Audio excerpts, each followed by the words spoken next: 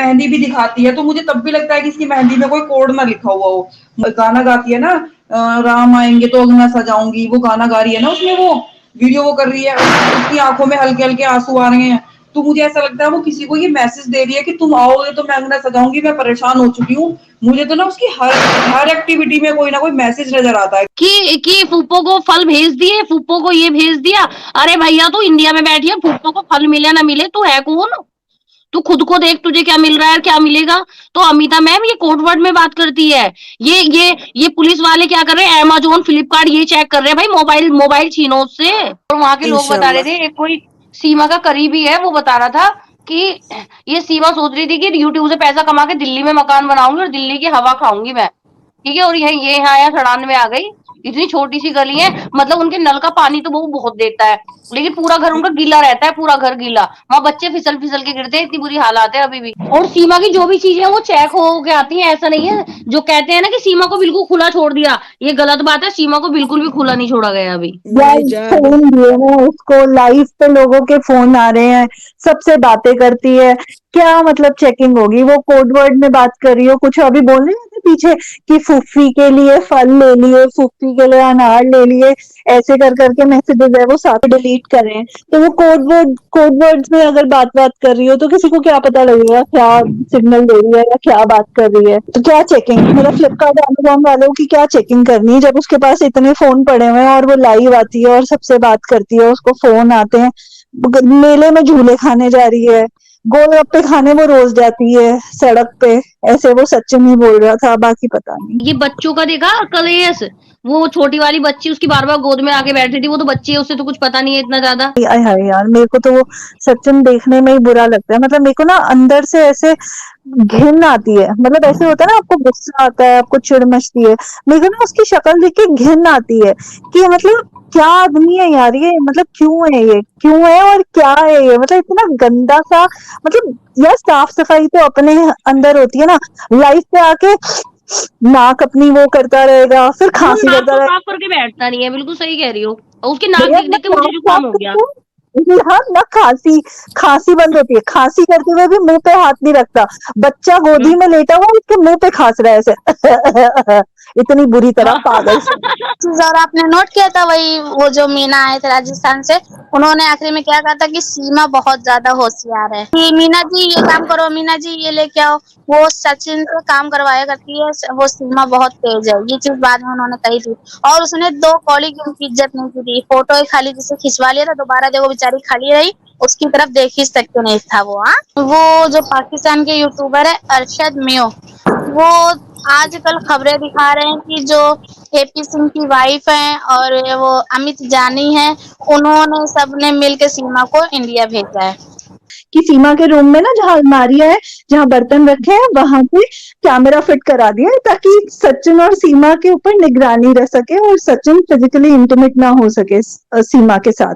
और कल फिर वो लाइव परसों बोल रहे थे, और कल बोल रहे थे 99.9% सीमा प्रेग्नेंट है। तो मतलब वो कैमरा किसके लिए फिट करवाया है? जैसे वो पाकिस्तान में रह के रबूपुरा की खबर, दिल्ली नोएडा की खबर रखते हैं, उनके इतने जानने वाले यहाँ, इसी तरह से पाकिस्तान में रहकर वो सीमा की बहन की खबर नहीं रख सकते कि उनके पड़ोसियों से पूछे कि कैसा इन लोगों का कैसा क्या है क्या नहीं है। मैं ये कहना चाहूंगी कि जैसे कि गुलाम हैदर भाई का अगर चैनल चल जाता है ना, तो फिर उन्हें ना कभी वहां पे रुकने की जरूरत भी नहीं होगी। वो चाहे इंडिया आए चाहे वो पाकिस्तान जाए, तो इनका एक सोर्स ऑफ इनकम हो जाएगा। तो फिर उन्हें ना बच्चों को लीगल जो भी है रेमेडीज इन सब में फाइट करने में और अपने एक्सपेंसेस में बच्चों को लेने में तो उन्हें दिक्कत नहीं होगी। यूट्यूब चैनल तो उन्हें चलाना चाहिए। जी बिल्कुल बिल्कुल मैम, सब लोग चला रहे हैं और उन्हें तो रिक्वायरमेंट है, जैसे सोनिया अख्तर को रिक्वायर है, उसी तरह हैदर भाई को भी रिक्वायर है चैनल की।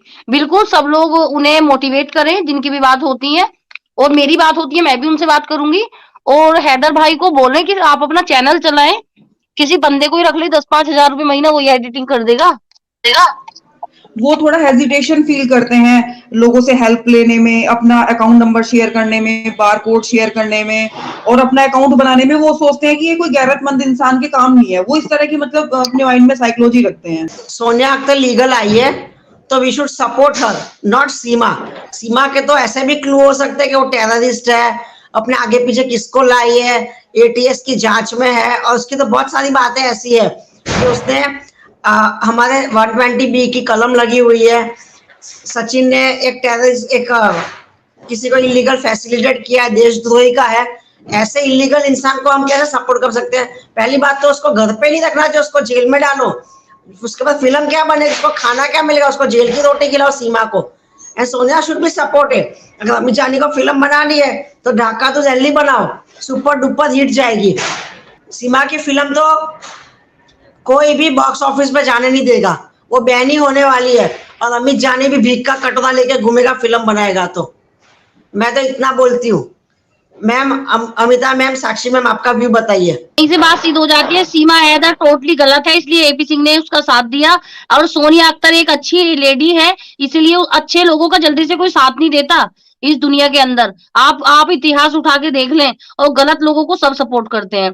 दूसरी एक बात और, अब मोदी जी योगी जी के पास यही काम रह गया कि नागरिकता दिलाएं या ना दिलाएं, या बच्चों के बाप से मिलाएं। सर, ये मोदी जी का काम नहीं है, ये हमारी एजेंसी का काम है। सीमा के जो पार्सल आए हैं और सीमा उन्हें 1 बाय 1 ओपन कर रही है, और पुलिस वाले हर पार्सल को चेक कर रहा है, हर पार्सल को की मतलब जांच कर रहा है, उसके बाद वो उन्हें घर में रखने दे रहा है। तो मैम प्लीज बताइए, ऐसा तो नहीं है कि सरकार उस पर नजर नहीं रख रही है? मैम बताइए आप वो सब कुछ। जी अमिता मैम, एक बात बताइए, आप बिल्कुल सही कह रहे हो, सरकार नजर रख रही है, मैंने माना। उसको मोबाइल क्यों दे रखा है? वो तो कोड वर्ड में बात कर सकती है भाई, उसे पार्सल मंगाने की जरूरत क्या है? जब उसे पता है मेरे घर के बाहर सिक्योरिटी बैठी है, तो वो फ्लिपकार्ट अमेजोन की चेकिंग तो वो कर रहे हैं, उसके मोबाइलों की चेकिंग उसका मोबाइल क्यों दे रखा है? मैम, मोबाइल से तो बड़े बड़े क्राइम हो जाते हैं मैम। मोबाइल तो अगर जरिया हमारी लिए एक फैसिलिटी भी है अच्छी, तो मैम एक क्राइम का भी सबसे बड़ा जो जरिया है वो भी तो मोबाइल फोन है। ये बात समझ में नहीं आई मैम। पाकिस्तान भी नहीं बोल रहा है कि हमारे बच्चे बिना पढ़े वहां पढ़े हैं। इंडिया नहीं बोल रहा है कि किसी के बच्चे यहाँ बिना पढ़े पढ़े हैं। राइट टू एजुकेशन से बच्चे को डिपोर्ट करो, कम से कम एक एक्ट तो डालो RTE का, और बच्चों को तो भेजो। फिर सीमा की धुलाई करो, बरोबर की सचिन की धुलाई करो।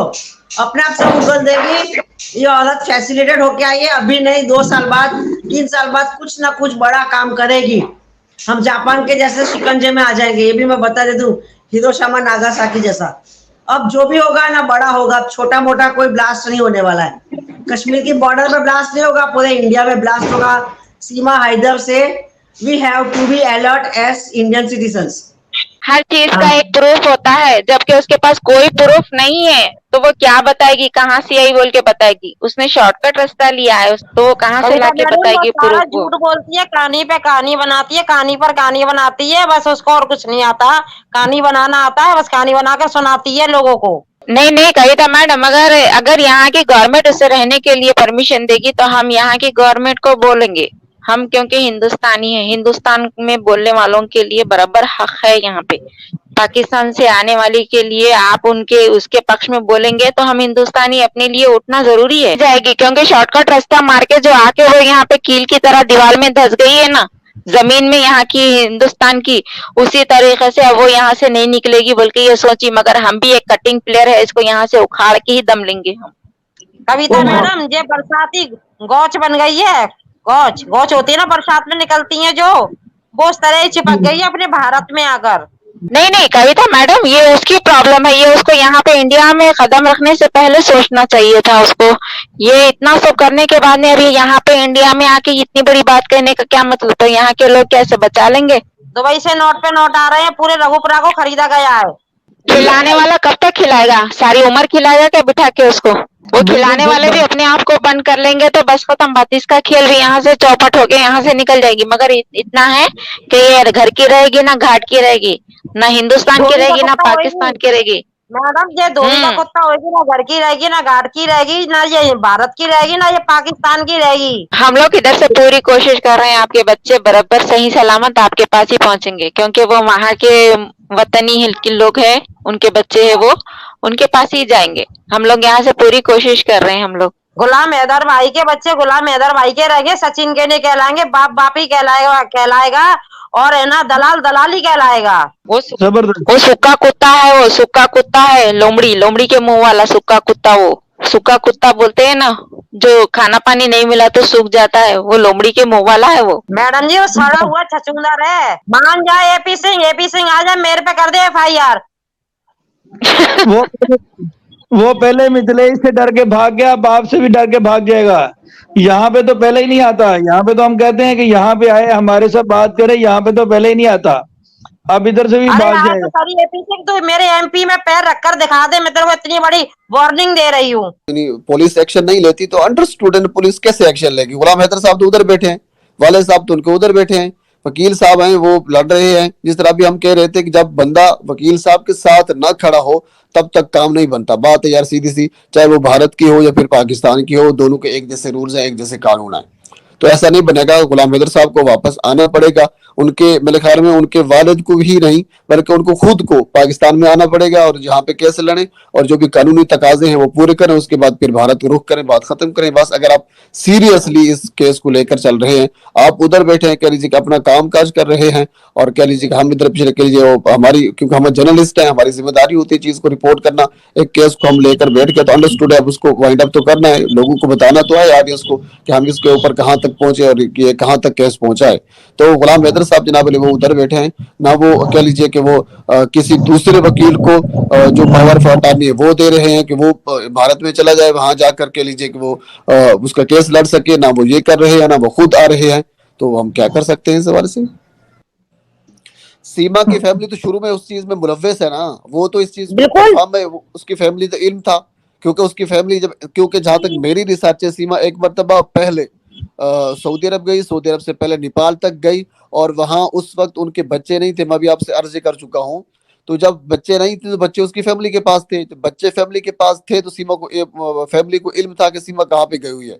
तो फैमिली उसकी मुलव्वस है, ये मैं नहीं कह रहा, ये उनके रोशन अजीम साहब जो वकील हैं वो भी ये कह चुके हैं कि फैमिली उनकी इनके साथ मुलव्वस है।